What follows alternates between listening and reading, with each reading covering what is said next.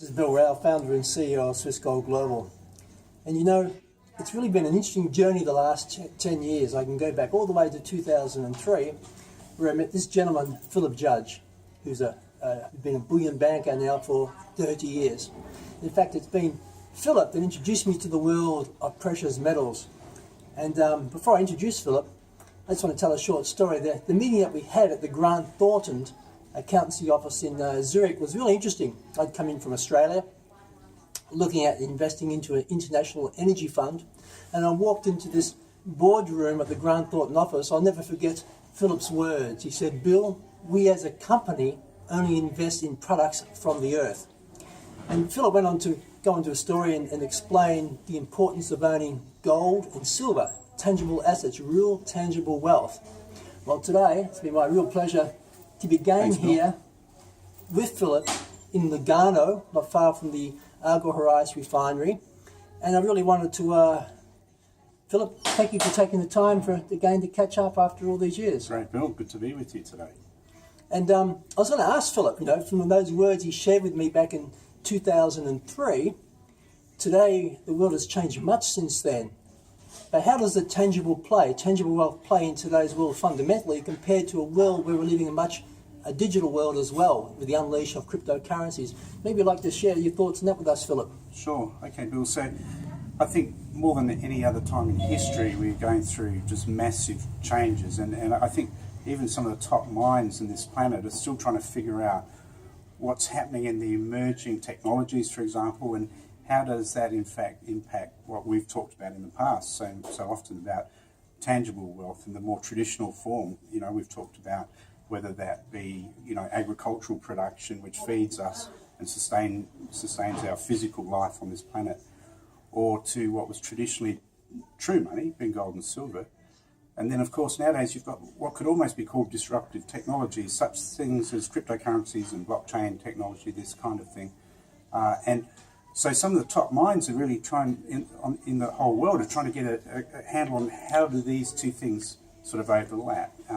On top of that, of course, we've got uncertainties in the geopolitical space, and of course definitely in the financial arenas, which is unprecedented in many, many ways. We're a global economy now. We have been for some decades, but of course the speed of everything is changing so radically. You've got your traditional financial system, international banking and this type of thing, which now is being challenged by the emergence of blockchain and peer-to-peer and cryptocurrencies and this kind of thing. So more than at any other time, I think there's so many transitions happening. And I guess for a lot of people, it comes back to, you know, how do we face tomorrow? And so with some of the top people that we work with, you know, whether it be family offices, fund managers, wealth managers, they're really coming back to the traditional model of diversification. Don't hold all your assets in one form.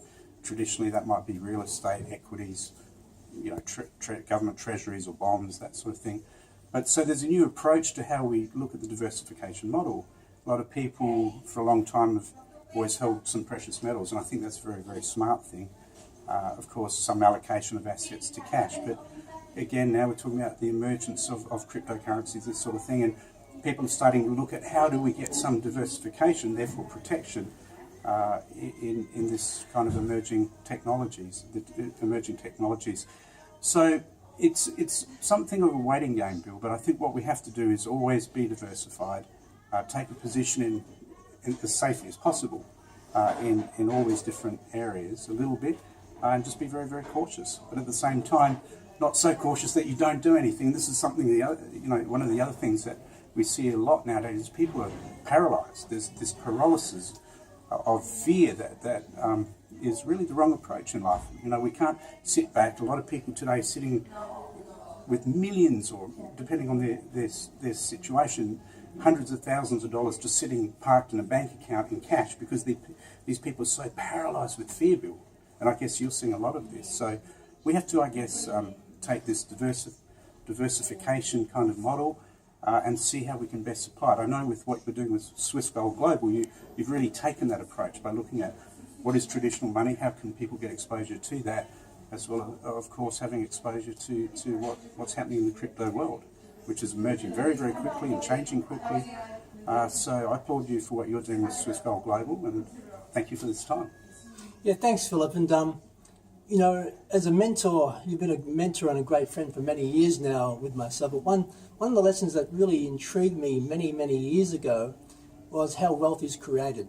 And you actually went back to really a simple story that, you know, as man and woman, we're given the dominion over the natural resources of the planet Earth, and it's the application of our labour to those resources that created wealth.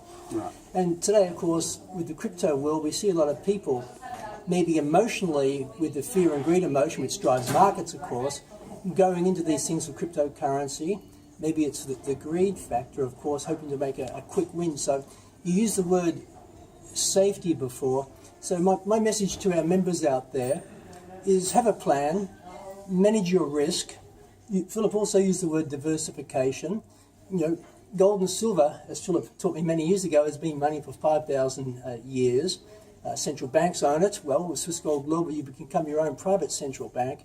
But diversifying into cryptocurrencies and into liquid wealth through our mining contracts is a great way to be able to tap in safely. And as you get more understanding, you can increase your exposure. But do have a plan. And Philip, it's been a real great pleasure to catch up with you again. Thank you, Bill. Here in beautiful Lugano. Great to be with you again. All the best to you all.